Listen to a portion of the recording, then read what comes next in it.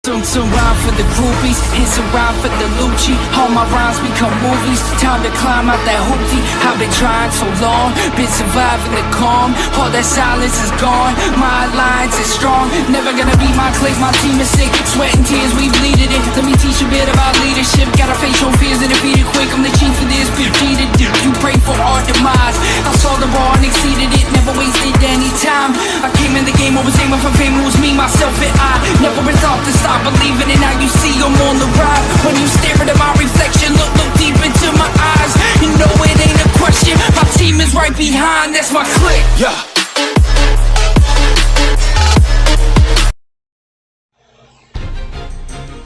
Alright, what's good, Calamity Crew? I hope each and every one of you are doing awesome this evening. So, I wanted to elaborate more on the Elden Ring coverage, the 15-minute presentation that we got yesterday. I went over basically a few of my thoughts. I definitely can't wait for the game.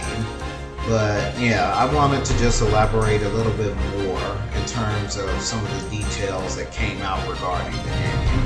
Because everything that's come out so far, added with the video that we got, is just making this game shape up to be that much more of definitely something that I'm going to pick up. So, where to start? The 15-minute demo starts off and just basically gives us a sense of the place where we are. The place where we are is called the Lands Between, and it looks freaking gorgeous. The scenery, I'm not sure if it's like a huge tree or what in the background. There was something that looked like it was made of light or something. I'm not sure exactly what that is. Anyone that is starting to know the lore of this game, definitely in the comments feel free to let me know. It looks freaking amazing. I can't wait to see this game on like 4K TVs and stuff like that with the highest optimizations and stuff like that. This game is going to look ridiculous. Moving on from there, we talked about the Site of Grace. So the Site of Grace is basically anyone that's played a Demon Souls or a Soulsborne game, Bloodborne. You always have a place that you go that you're able to level up, you're able to talk to NPCs, and you're just able to rest and relax, go through your inventory, whatever it is you want to do. But so the Site of Grace seems like it's kind of like the bonfire from the Souls games. However, it just looks as though the one female is at this one, so I'm not entirely too sure if she's going to be how you level up, or if at some point you're going to go somewhere else and you'll be able to talk with other NPCs and all that other stuff. I have no clue. We don't know at this time, but from what we've been shown, it looks as though, this Site of Grace is going to be where you do that stuff. And then, a little neat thing with the Site of Grace, once you're done with whatever it is you're doing, she will, let's see here, Grace can manifest a guiding light that you can choose to either follow or you can take your own path. So if you choose to follow it, I'm sure it's going to lead you more so in terms of going towards the actual story-related content. But if you choose to go your own way, you've got this whole open world as a playground. So enemy variety, from what I've seen from that 15-minute demo, they definitely have a lot of enemy variety. I saw enemies that, were like lugging stuff. I saw enemies that, looked like Souls enemies, like the skeleton guys. And then, you see enemies or bosses, like the one that, they saved for last. They saved the best for last. That boss was freaking ridiculous. He made Goro look like a little bitch with how many arms this guy has. This guy could easily outmuscle Goro from Mortal Kombat. Real talk. Check out a picture of this guy. What was his name? Let me see. I have it in my notes here. Godric the Golden. This dude is obsessed with the gold. But, man. He took off that little cape or whatever, and he had all those extra arms hanging off and shit. I was like, what is this? Like, oh my god, how am I gonna take this guy on? And then it looks like as though from what I saw in the trailer, like you fight him 2 times. So I'm willing to bet, or I can only imagine. Sorry guys, this damn clock at my damn job, but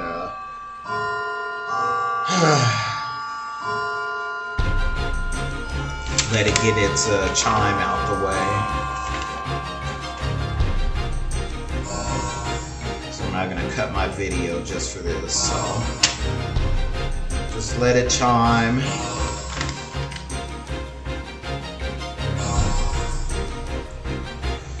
Collect my thoughts and then we'll go from there.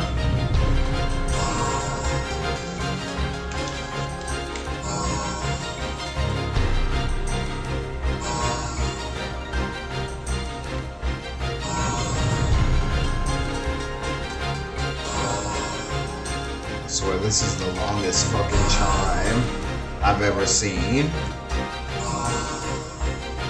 Just want to throw a brick through that shit sometimes. But anyway, back to what I was saying before I was interrupted by that shit. So, yeah, this guy, what it seems like for the first phase of the fight, yeah, he just has all of his fucking weird arms and shit. But the second phase is where it looks like shit gets real with this guy. And that's simply because, yeah, it looks as though he is more aggressive.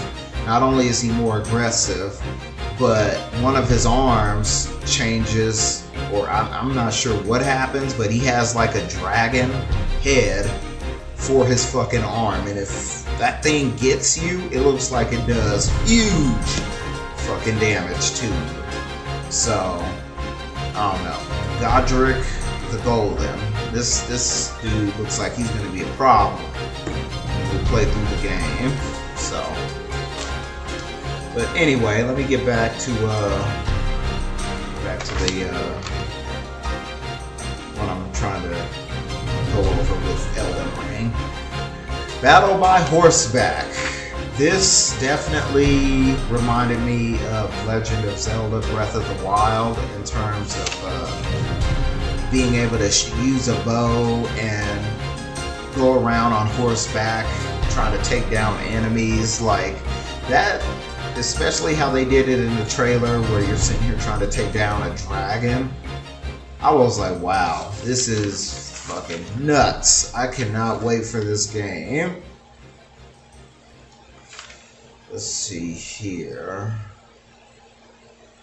I just put in my notes, it really feels as though this game nailed the open world element of games like Skyrim and Legend of Zelda Breath of the Wild, but also infused a Souls-like formula into the mix as well. So, like I said, this game definitely seems as though it's a mixture, it's a love child, so to say, of quite a few different games. But from what I've seen, it definitely looks as though it's going to pay off, because there's people that love Skyrim, there's people that love Breath of the Wild. I hate the weapon mechanic for that fucking game. Don't get me started with that, because, I love the game, but I hate that fucking mechanic where weapons break and shit. It just totally takes you out of the immersion in terms of fighting. Knowing that, oh shit, my weapon's gonna break. Let me go get a stick or something. Anyway. They showed off the map for this game as well. The map looks freaking huge. Like when I saw the map, it reminded me literally of Skyrim's map, how freaking huge it is. However, like the Souls games, they do have it to where it looks as though every area that you go into will eventually loop back into the other areas. So I'm so glad to see something like that.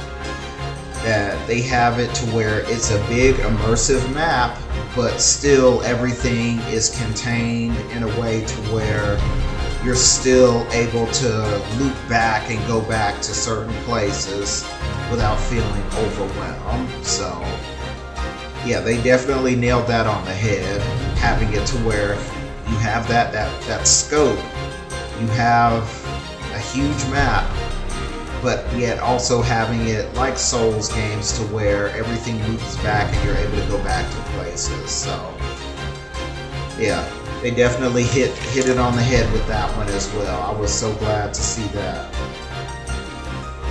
So they have beacons as well. That is definitely a good thing because I've seen a lot of RPG games.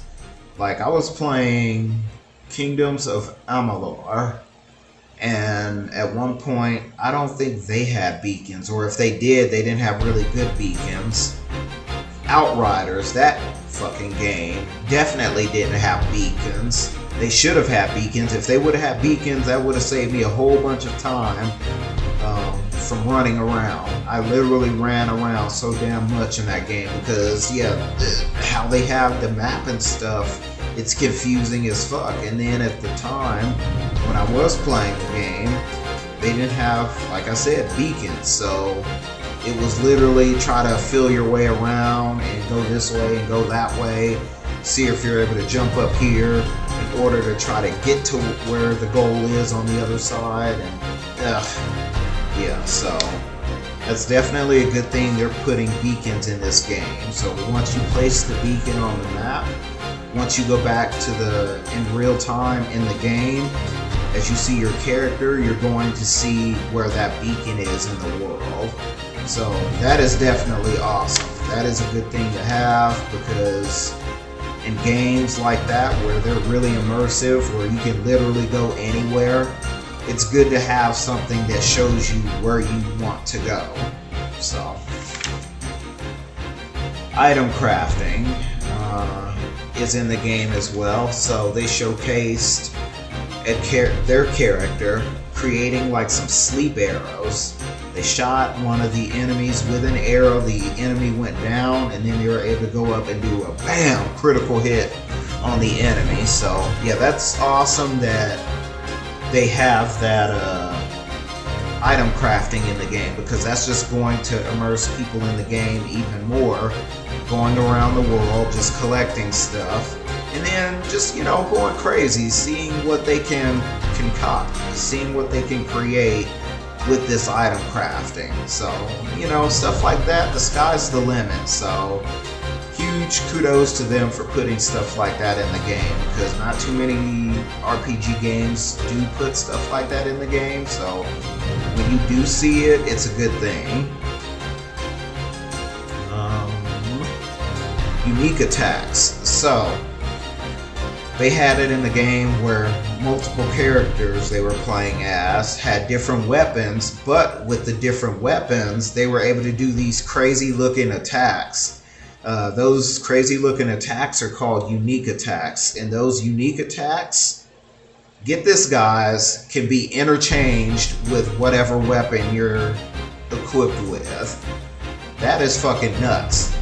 So say you find a unique ability, a unique attack that you love, you can sit here and take it over to this weapon, or you could take it over to that weapon, whatever weapon you want to be comfortable with. Or if you want to sit here and try different weapons and then have it attached to that, you're able to do that. So the sky's the limit. They literally give you what you want. They're like, okay, well, yeah, if you like this, you can put it with this, or you can put it with that. Either way, you get your ability, you get your ability, you get your ability. So your unique attack. You get your unique attack. I ain't trying to do these videos late at night sometimes, man. But anyway, you're able to summon spirits in battle. So this looked very interesting to me as well. I thought this was the summoning of players, but it's not. So if you're able to summon spirits plus summon someone to help you, oh my goodness, you go to town on some of these folks. Huge deal. So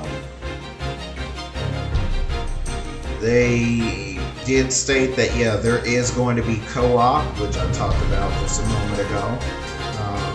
There will be PvP, and there will be invasions as well, just typical Souls fashion. All that stuff was in the Souls game, so I knew that they were going to bring that back. And lastly, they showcased, like I said before, the man that puts Goro to shame, Godric the Golden. Like, I am not looking forward to taking this dude on. This dude looks like he's going to be a huge fucking problem. So, but yeah, other than that, yeah, the gameplay looked awesome. Everything that they talked about, I was fully engaged in it. I literally, when I was seeing some of the unique abilities and stuff like that, I was like, oh, I cannot wait to try all this for myself. I did, because I'm not sure if any of you guys are aware, but if you go to From Software or Bandai Namco's website, you can sign up to be a part of their closed test beta. This beta, they're going to only be doing for a few days, and they're going to have a select number of people they let do it.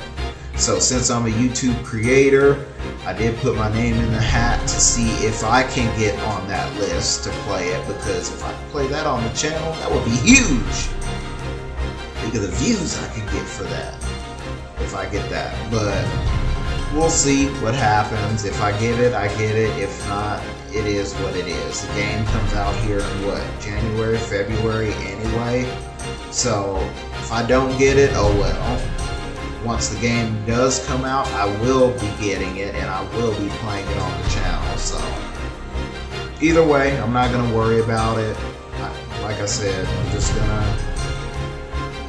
wait and see what happens with it. So that being said, yeah, that's gonna wrap up this video regarding Elden Ring. Like I said, I just wanted to elaborate a little bit more on it, give a little bit more details in terms of the details that were given, and give my thoughts on everything. So with that being said, we'll see you guys in the next video, Calamity Crew. Love you guys. Take care of yourself and each other. Peace. Because my name is JD Calamity. No police, we be the pirate, say that you can douse vex. They stole who motor life, it's Bobby time.